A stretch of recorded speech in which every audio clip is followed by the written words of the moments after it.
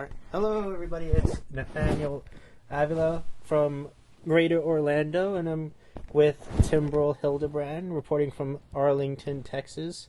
Not anymore. Oh, not anymore. Where are you now? I'm in Crowley now because they kicked me out of my dorm. Oh no, why did they kick you out? Is it because of the whole corona The virus. thing? Yeah, the virus. Well, oddly enough, we're going to be talking about Tangled, which takes place in a kingdom called Corona. Yes. Poor naming. Well, yeah, it is kind of unfortunate. So, what did you think of this film? Oh, this movie is awesome. I absolutely adore Tangled. Yeah, it's really great. It actually started this new golden age in Disney animation called the Disney Resurgence. Awesome. Yeah. Okay, so a little backstory on this film. The story of Tangled actually goes back all the way to 1996, when a Disney supervising animator named Glenn Keane came up with the idea to adapt the grim fairy tale Rapunzel into a film. He actually didn't pitch it until 2001, when he pitched it to the CEO Michael Eisner at the time. And Eisner, he really liked it, so he gave it the thumbs up, but on the condition that it would be computer animated. Keane didn't really like that idea because he didn't think computer animation was quite there yet, in comparison to traditional cartoon animation like hand-drawn stuff. Now remember, this was still 2001, so computer animation was still very much in its infancy. But he went along with it. So in 2003, the film was finally announced to the public as Rapunzel Unbraided. Oh my gosh. And it was scheduled to be released in 2007. And Keane said he took a lot of inspiration from Shrek, and he wanted to be kind of like this meta commentary on fairy tales and all that kind of stuff. But he ended up going back on it because he thought the original story was much more sincere and genuine, so he decided to go mostly focus on the original fairy tale. In 2005, they pushed back Rapunzel Unbraided until summer 2009 in order to give Keane more time to work on the story. And at that point, Eisner actually supposedly suggested that the film be about a woman living in modern San Francisco who finds herself in this fairy tale land, but Keane couldn't figure out how to make it work. So later on, two guys named Ed Catmull and John Lasseter became the studio heads of Disney Animation, and their first decision, once being that, was to restart the project completely and ask Keane to keep going at it. And in 2007, they announced that a guy named Dean Wellens, who was a very well-known animator and story artist, to become the co-director of the film. And in 2008, Keane and Wellens had to step down as directors due to other commitments and all that. And they were replaced by the team of Byron Howard and Nathan Greno, who made the film Bolt in 2008, and they became the actual directors of the final film. But Keane stayed as an executive producer and an animation supervisor, while Wellens just left the project completely. But it was later revealed that Keane actually, the reason why he stepped back was because he had a heart attack in 2008. So that's why. Yeah, that'll definitely put you out of commission. Oh yeah. Ooh, I just got a film festival thing. No, I didn't make it. Oh well, whatever. Anyway. So what is your initial take on this film? I mean, I think this film is awesome. I think, like you said, it kind of brought back the sort of charm that was in the original Disney movies, or specifically the Disney resurgence that happened kind of in the 80s and 90s, like with The Little Mermaid and Aladdin. This feels like it really kind of harkens back to that. I think on a technical standpoint, it's extremely impressive in regard to the innovations made with hair animation. I pity all the animators who or honestly, I guess it would have been cool for the animators to get to be a part of that, but it's definitely extremely impressive because hair is notoriously one of the most difficult things to animate. And so the fact that they're able to make it do what they do with Rapunzel is very, very impressive. The story, I think, is really, I think it's great. I think they take a classic tale and they kind of do what Disney's always done. They take the classic tale and sort of make it their own, which I think makes it really interesting. It's complex. There's complex characters, both Rapunzel and Eugene. And the bad guy is great. She's super evil, which makes it just as interesting. So, and it's got got comedy, it's got romance, it's got the more serious stuff. I think it's a well put together film. Oh yeah. I noticed that you mentioned the character of Eugene. What did you think about him? Oh, I absolutely love Eugene / Flynn Rider. He, I think, is one of the, in my opinion, I think he's one of the best Disney males. He's funny, and it doesn't hurt that he's voiced by Zachary Levi, who's a great talent. He's funny, but also he can be heartfelt, and I think that makes for a very interesting character because while he's full of himself and arrogant at first, you see that transformation that occurs once he gets to know Rapunzel and falls in love with her. So I think he's a super fun character. Yeah, absolutely. How do you think like Rapunzel goes into his character? Do you think she helps him out with his initial problems that he had? Well, I mean, I think it has a lot to do with her innocence. She sees the world from a positive, happy-go-lucky, glasses always half full point of view, and so she sees the best in him in a way that no one else has probably seen. And so that kind of, that sort of faith that she has that in the world itself, I think is, it draws him to her because she shows him kindness even though he breaks into her tower and stuff. And I think he's drawn to that. Not only is she pretty and cute and all that jazz, she also has a good heart. And I think that's what draws him to her and helps him in response become a better person. Oh, yeah. And what did you think about the idea of making him like a criminal? Oh, I think it's way more fun than him being a prince. I absolutely love it because it's not just that he's a criminal, he's a fun, swashbuckling kind of goofy rogue. So it makes him way more interesting than the regular prince because it just makes his character less bland, I guess. I guess I still could have had fun with it if they had decided to make it a prince, but I think this gives him a more Aladdin-esque kind of quality, and it makes him more enjoyable overall, I think, because he's on a journey himself to become a better person and not be so deceptive and all that jazz. Oh, yeah. And I like how they made him, in terms of, like, criminals, like, go... I'm glad that they made him, like, a thief or a larcenist, as opposed to, like a murderer or something like that. Because in terms of crimes, I'm guessing thievery is the most... the type of crime that I would not mind so much in a character and be able to root for them. Well, I don't think that would be very appropriate for a children's film it wouldn't be appropriate for a children's film to make him a murderer. Oh, snap. Okay, yeah, you're right. And then they're like, you're going to be hanged without a trial. Well, they kind of already knew what he had done. So. Okay. And that kind of brings me to the other point of the character of Max, the horse. Do we like him? I absolutely love Max. I think it's hilarious because you find in animated films, specifically Disney films, that when there's an animal character, they're either like a dog, and that's usually what they do, or they're like a cat.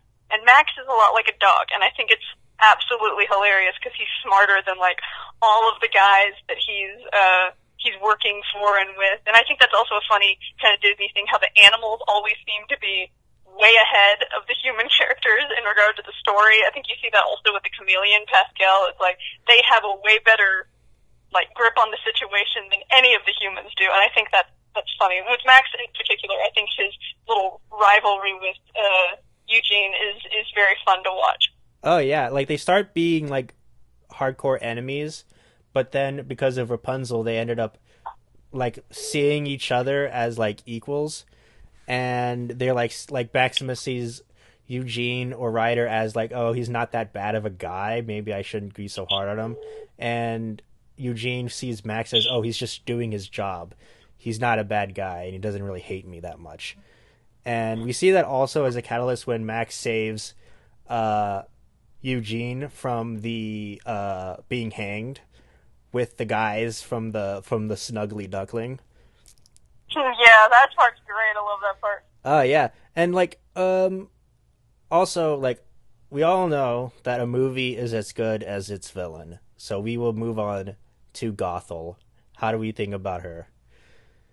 I think she's a very well done villain because she's got this sort of complex evil about her. Not only has she stolen this child from her family, but she has this child thinking that she's her child. And I mean, we see that in that sort of messed up dynamic in real life, how kids are sometimes children are kidnapped and then people raise them as their own children. Like, that's a really messed up sort of dynamic, and that I think really shines through at the very beginning when she's brushing Rapunzel's hair, and Rapunzel's asking, she's a little kid, and she says, why can't I go outside? And she tells her, oh, the world's a dangerous place, and she goes, do you understand, Flower? And she goes, yes, Mommy. And that's what really gives you a sight into how deep the depravity is. I remember the first time watching that movie with my father, and when she said Mommy, like, he said, oh no, this is, like, that's when it really hit. So I think they really, that part of her character isn't just that she needs the flower and stuff and that, but she has deceived Rapunzel into thinking that she's her child and made a very terrible relationship between her and her daughter. So I think she's an excellent villain because she's completely unapologetically after what she wants and no one else matters. Yeah. And like when I was watching this with my sister, she actually brought a point. Whenever Gothel would kiss Rapunzel, she would always kiss her on the hair. Yes, I've noticed that. Yes, I saw that someone had pointed that out as well, that she's always showing affection towards her hair, and then Eugene, on the other hand, is always pushing the hair out of Rapunzel's face. Yes, like that's attention to detail. And now we see Gothel as like a villain, but she doesn't really aim to hurt anyone, but she only really cares about gaining things for herself, which I think is a really new aspect to that kind of villain. And also there's that whole time where she's like the whole I love you sequence that they would do, the whole I love you more, I love you most type thing. How did that hit you in that kind of way? I mean, it just came off as really fake, she's just, she loves her, but no, like she said, as she says, I love you most, she kisses her hair. So what she loves is the hair. She does not care about Rapunzel. She just needs the hair. I mean, when she went in to get when after Rapunzel was born, she originally just wanted to take some of the hair and use it for herself. But realizing that it couldn't survive without Rapunzel, she just took the baby. I'd say that she's pretty much kind of is psychopathic in that way, in that she does not care about how her actions affect other people. She just wants what she wants, and she'll do whatever it takes to get there. It does not matter to her who she hurts in the process. Oh yeah. And okay, so while I was doing like my research on this film, I saw this one video of this person who was like, where are the people of color? What do you say about that? I mean, I guess they could have cast it with different actors. I think it was just kind of a choice. I don't think they were intentionally excluding people of color. I just mean, it just kind of happened. And while that may not be what's best, at the same time, if you really want to, I mean, I don't think I really have the right to like really say anything on that. I think that's just how it's cast. I mean, Hollywood has a track record of having mainly white casts when they create things.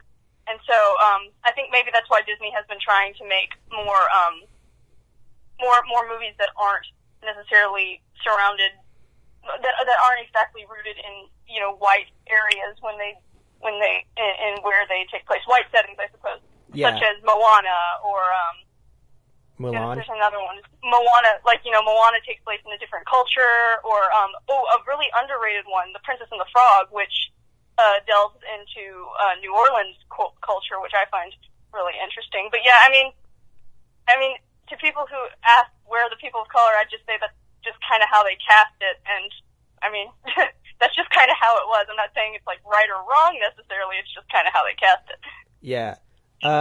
I think I have some bearing in this kind of thing because I am a person of color, so I think I can add as 2 cents to this.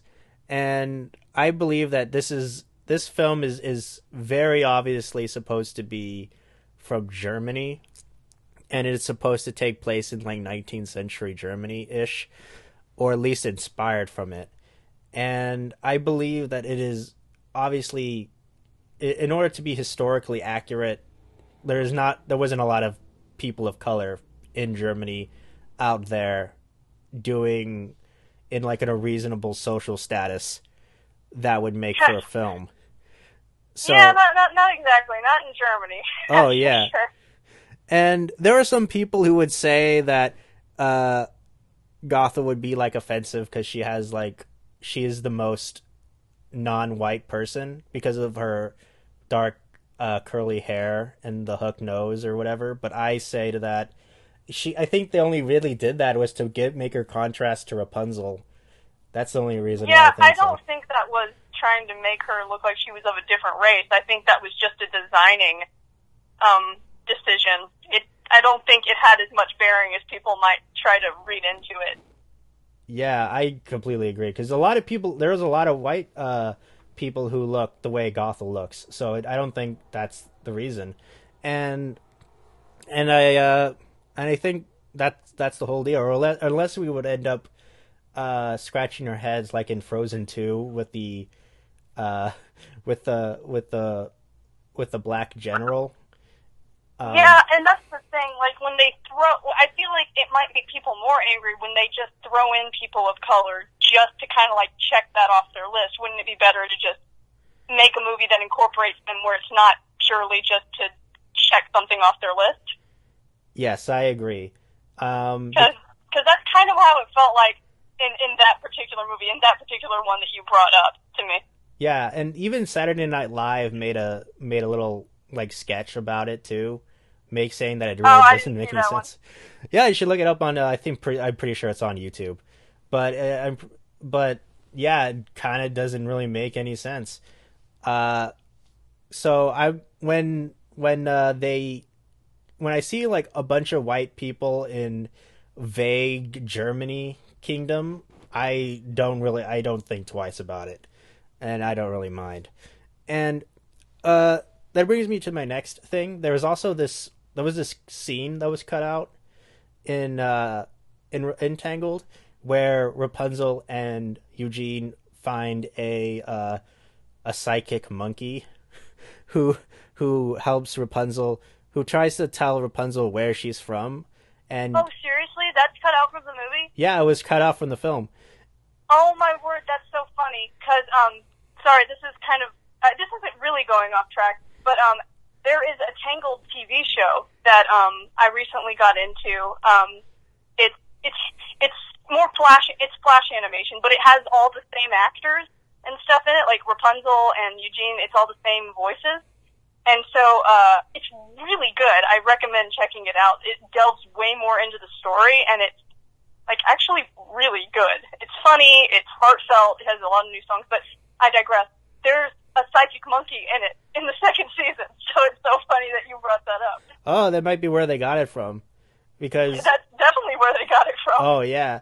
Oh, speaking of the TV show, I noticed that Rapunzel's hair grows back. Does it explain how that happens? Yeah, you see, there's this hour-long special that they did, kind of like a TV movie, and then the series followed it, and it's really good. Like, me and my sister have gotten into it, and they haven't posted the third season yet on Disney Plus, so I'm really excited for them to post that because the second season ended on a big cliffhanger, and I really need to know what happens. Oh well, I'll be waiting on with bated breath. I'm sure it'll be awesome. I know I hope so. yeah, they're both on Disney Plus, right? Yes, and they're very good, so I would recommend those. But yeah, that's so funny that you brought up the psychic monkey, because that is in the TV show. That's hilarious. Yeah. Okay, so back to the film. how do we feel about the two twin criminals type people? Those two guys. Oh, I think they're fun. I think they're mainly plot devices, not so much characters. But I mean, they're fun. They're big and brutish, and it's kind of funny to see them sort of contrast with sort of tiny Eugene. So, I mean, I think they served their purpose well as kind of being dumb, kind of brute. Oh yeah, who they're kind of like animalistic lust for wealth and fame actually ends up getting them manipulated by Gothel to do her bidding. Yeah.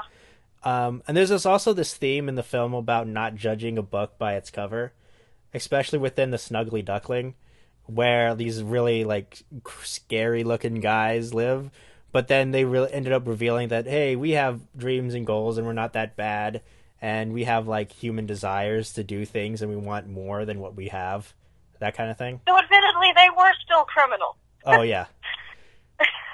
But yes, I enjoyed that. That's another thing of kind of like turning the genre on its head a little bit. So that I've Got a Dream song is that's a lot of fun to get to see how, yeah, we look like criminals, but we're pretty good people. We want good things too. Yeah, we like that one guy who just wants love, and that other guy who just wants to play the piano. And, oh yeah, that's super cool. Yeah, even though he has a hook for a hand. Yeah, that's pretty neat. Yeah, and then there's also this idea of being sheltered, because we know that Rapunzel is very sheltered. And then she goes out into the world, and everything is very new for her. How do you think like that her arc in being like a super sheltered person to being a more adventurous individual is like? I think it's done well throughout the film because, she's so frightened at first at everything when she first comes out of the tower, but then the more she gets to know the world, the more she grows in her own strength. Like when she meets the guys at the Snuggly Duckling, when she and Eugene escape from drowning, when they go and see the lanterns, and that leads up to her kind of like standing up for herself in front of Mother Gothel, because that's the biggest hurdle that she has to muster, because she's able to stand up to all these other more, like, it seems to be more dangerous things, but the biggest thing that she can't stand up against is her mom, or her mom, quote unquote. Yeah, like when she says, did I mumble mother, or if that's even your real name? Dun, yeah. dun, dun. So all that is very essential to Rapunzel's character. So there's also the character of Pascal, the chameleon. What do you think about him? I absolutely love Pascal. He's adorable. Again, and with Pascal, I feel like how I was saying that most animals in Disney movies are either cats or dogs. While Max is definitely dog-like, I think Pascal is more feline-like, and that makes him a lot of fun too, because he seems more intelligent. I particularly like the part where she has Eugene tied up on the chair and Pascal kind of puts his fist into his palm, tell her to beat him up. I think he's a lot of fun. Oh, yeah, and whenever he would, like, stick his tongue into his ear to wake him up. Yeah, that was funny. Yeah, so, like, back to, like, the whole Max being a dog thing, I noticed that, like, whenever, like, that one scene where Rapunzel pat him in the head, like, his tail would wag like a dog. So yeah. That's pretty interesting. And then, so,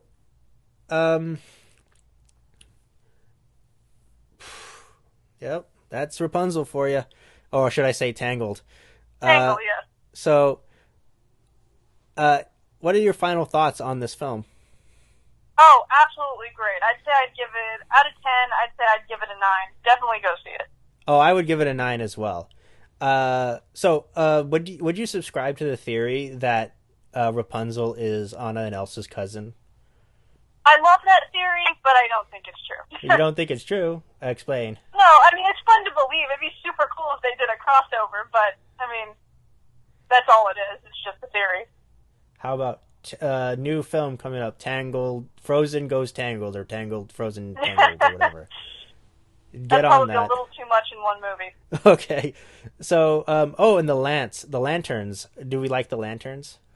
Oh, I liked that. I thought that was fun. I also liked how they they gave her hair a reason to be the way it is. Like, it's magical, so it makes sense that it's super long and they can't cut it and stuff like that. So I thought that was interesting. And the lanterns I thought were just a pretty aesthetic. Yeah. So, like, what do you think, like, the lanterns represent in this film? Like, the idea of hope, maybe? Maybe it's more the idea of being free, because the lanterns kind of float around, that they're not tethered. Oh, yes, that's right. That's a good interpretation. Because that also reflects Rapunzel's goal to be free from the tower. Yeah. Or at least for that day, because she seemed pretty content being in the tower. But her main goal was to go see the lanterns. That's all she wanted to do. But after she experienced the world as it is, she decided that maybe this is pretty good. It's pretty good. It's not as bad as it made out to be. So that is Tangled. You said you gave it a 9 out of 10? Oh, for sure. Yeah, so go see it now. It's on Disney Plus. So you get to watch it a whole bunch, especially since we're all inside in this troubling time. And so do you think this film is better than Frozen? That's always the big question. Personally, I don't know if I could say. I think they're very different movies. And I'd say I like them both equally. I think a lot of it, the reason people say that Tangled is better than Frozen is just because Frozen has a lot of hype surrounding it. But personally, I still think Frozen is a very good movie. So I'd say that they're pretty even-handed there. I would say that as well. I would think that's true. All right, so that's Tangled. It is a pretty great film, so go check it out. And that is it. Okay, bye. Bye. And